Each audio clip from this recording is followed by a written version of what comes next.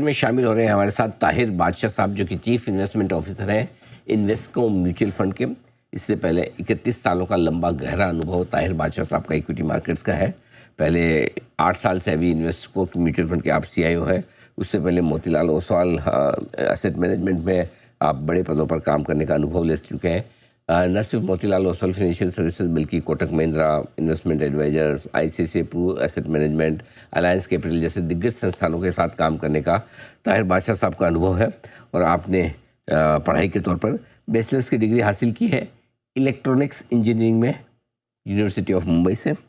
इसके अलावा आपने मैनेजमेंट स्टडीज़ में फाइनेंस की डिग्री हासिल की है मुंबई यूनिवर्सिटी से ही। ताहिर सर, गुड मॉर्निंग, बहुत बहुत स्वागत है आपका, धन्यवाद हमें समय देने के लिए।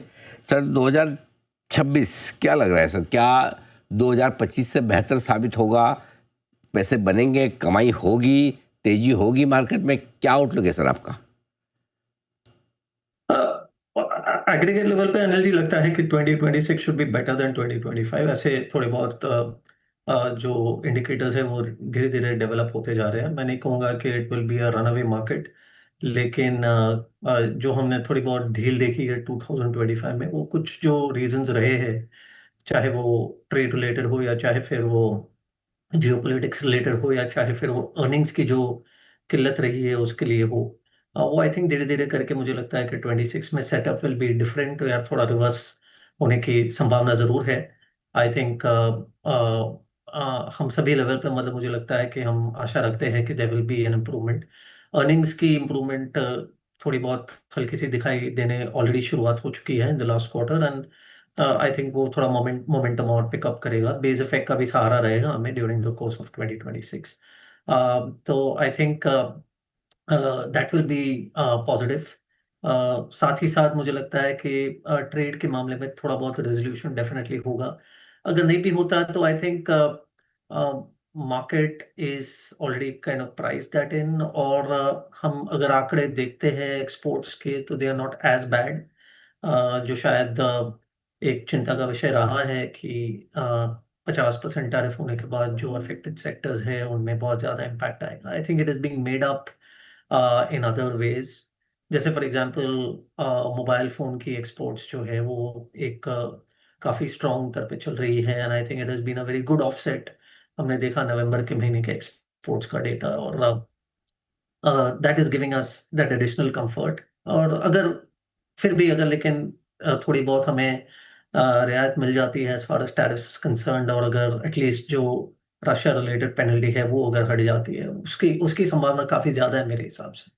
तो एटलीस्ट 50 के बदले 25 will still be relatively tolerable, और market should take it positively. तो I think there are few reasons, and it should also शायद encourage foreign flows, foreigners to take a somewhat better look towards India compared to last year or this year.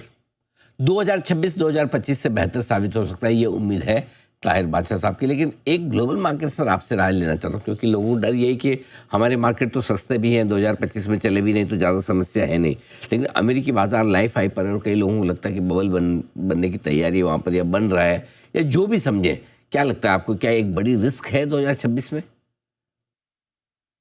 देखिए, हमें global markets का कुछ actually benefit मिला नहीं है, तो from a perspective कि अगर वहाँ की मार्केट्स अगर करेक्ट भी होती है तो मुझे नहीं लगता है कि हमें या इंडियन मार्केट्स को उससे ज़्यादा दिक्कत होगी, बल्कि शायद थोड़ा फायदा हो सकता है। बिकॉज कुछ हद तक जो टेक्नोलॉजी और एआई रिलेटेड जो ट्रेड है वहाँ पे, और काफ़ी मजबूत ट्रेड है मेरे हिसाब से।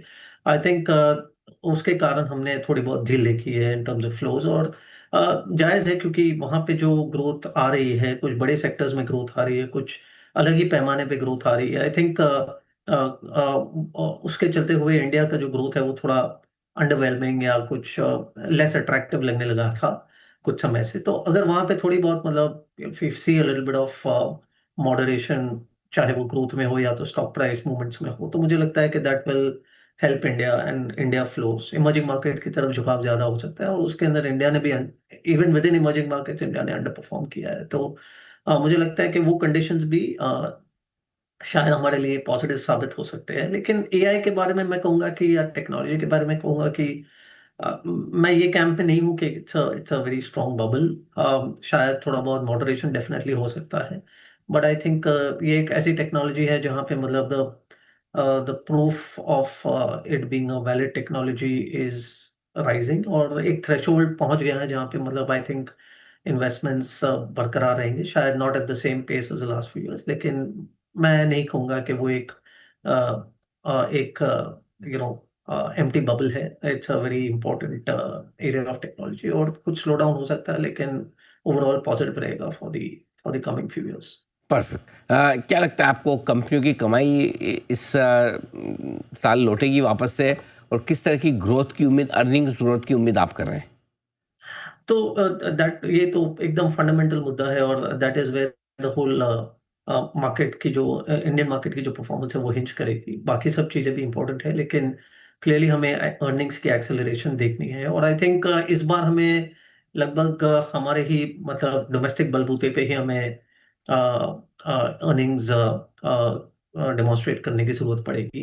आई थिंक उस संदर्भ में मैं कहूँगा कि ऑन अ लो बेस जो जहाँ पे हम 7-8% वाला ग्रोथ इस बार इस FY26 में देखने वाले हैं, उसके सामने I think we should see healthy double digit growth. Market की अपेक्षा उम्मीद ये है कि शायद वो FY27 अर्निंग्स निफ्टी की अगर बात करें तो 16-17% की उम्मीद है। मुझे लगता है कि that will be a somewhat थोड़ा स्ट्रेच टारगेट होगा, स्ट्रेच गोल होगा। लेकिन क्या मार्केट कैन डू समथिंग, या Nifty can do something between 13 and 15%? अगर बॉटम अप तरीके से देखें, सेक्टर बाय सेक्टर कॉन्ट्रीब्यूशन देखें, तो लगता है कि 13 से 15% की उम्मीद जरूर हम रख सकते हैं। And I think that will mean के क्लियरली एक इम्प्रूवमेंट, और एक अच्छी बात ये होगी कि this will be in line with जो हमारी लॉन्ग टर्म ग्रोथ ट्रेजेक्टरी रही है, वो 12-13-14% के करीब रही है। तो I think that will be good to see Indian earnings come back to that level. लेकिन शायद मैं बहुत ज़्यादा पी रे रेटिंग की उम्मीद न रखूंगा इस समय। एज ऑफ नाउ अगर हमें ये अर्निंग्स ग्रोथ ही मिल जाती है तो मुझे लगता है कि इंडियन मार्केट इतना तो कर ही लेगी in terms of market appreciation. तो ये है आपके लिए अर्निंग ग्रोथ को लेकर आगे का आउटलुक। अब ये बताएं ताहिर सर कि 2026 में निवेश के लिए आज से क्या पसंद है आपको? कौन से थीम्स, कौन से सेक्टर्स आपको लगता है कि बेहतर रह सकते हैं? तो देखिए, रिस्क रिवॉर्ड बैलेंस के हिसाब से अगर मैं बात करूं तो जो हमने 2025 में देखा है, 2024 मिडिल ऑफ 24 से लेके अब तक देखा है, तो आई थिंक और जैसे मैंने जैसे मैंने कहा कि अर्निंग्स में थोड़ी बहुत एक्सेलरेशन डेफिनेटली हम चाहते हैं आएगी, और आई थिंक वो अगर मद्देनजर रखते हैं तो मुझे लगता है कि दो एरियाज है जहाँ पे निवेश की अपॉर्चुनिटी है।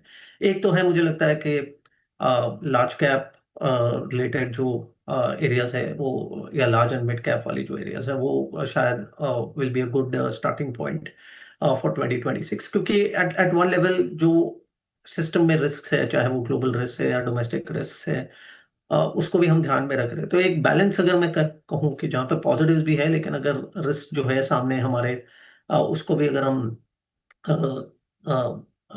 कंपटीशन में या कंसिडरेशन में अगर लेते हैं, तो एक लार्ज कैप की एरिया है जहाँ पे मुझे लगता है कि एक डबल डिजिट अप्रिसिएशन की संभावना हम रख सकते हैं।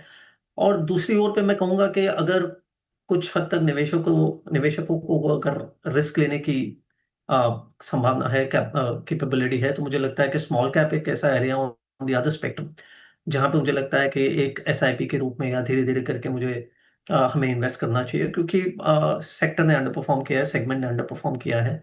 लार्ज कैप ने पॉजिटिव रिटर्न्स दिए हैं, मिड कैप ने पॉजिटिव रिटर्न्स दिए हैं 2025 में, लेकिन स्मॉल कैप एक ऐसी जगह है जहाँ पे index is down 7-8% in the last 1 year. और हमने, जहाँ तक मेरा अनुभव रहा है, मुझे लगता है कि स्मॉल कैप्स जब भी एक नेगेटिव परफॉर्मेंस से गुजर रहे होते हैं, that is the best time to actually commit some investments into small cap, and specially अगर 2-3 साल का पर्सपेक्टिव ले सकते हैं तो यूजुअली वहां से अप्रिसिएशन अच्छा खासा मिल जाता है, क्योंकि पहले लेवल पे इकोनॉमिक एक्सपेंशन थोड़ी स्लो होती है, लेकिन जैसे जैसे साइकिल मजबूत हो जाती है तो I think it becomes lot more broader, और उस दौरान स्मॉल कैप्स या ब्रॉडर मार्केट को ज़्यादा बेनिफिट होता है। तो आई थिंक वो एक शायद 27 नहीं तो 28 की संभावना हो सकती है। तो मुझे लगता है कि 27 के दौरान स्मॉल कैप्स भी एक ऐसा हिस्सा हो सकता है जहाँ पे आप निवेश कर सकते हैं। तो to opposite side of the spectrum पे मुझे लगता है कि अपॉर्चुनिटी मुझे दिखाई दे रही है।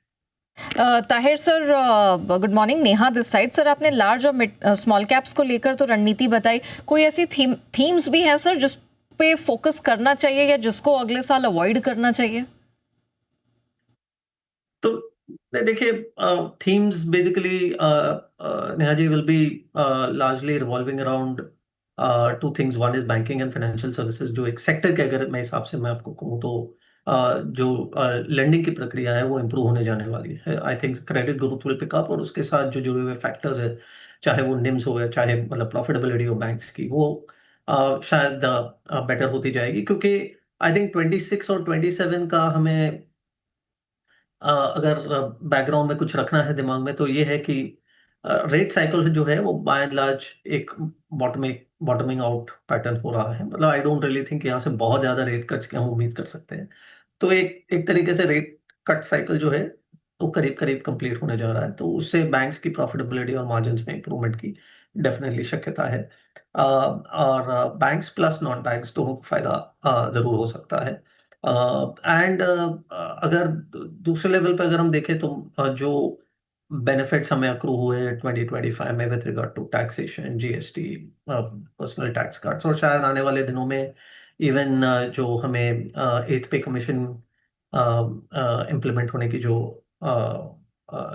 आशा है, नॉट इन 2026 बट शायद 2027 से लेके, तो मुझे लगता है कि consumption is the other area जहाँ पे एक बेनिफिट जरूर स्थापित हो सकता है। So I think that these are the two areas, consumption related, discretionary, और स्पेशली अगर जो वेल ऑफ इंडिया है, रूरल, जो प्रॉस्परस इंडिया है, उसको जो केटर करते हुए जो सेगमेंट्स है, वो शायद मुझे लगता है कि उनमें ट्रैक्शन बना रहेगा। तो कंजम्पशन में वो एक जरूर एक थीम हो सकती है, और बैंकिंग एंड फाइनेंशियल सर्विसेज में कहूँगा दूसरी एक थीम है जहाँ पे हमें अपॉर्चुनिटीज मिल सकती है। तो थैंक यू सो मच समय निकालकर हमारे साथ हमारी इस खास आउटलुक चर्चा में जुड़ने के लिए। आपको नए साल की बहुत बहुत बधाइयाँ।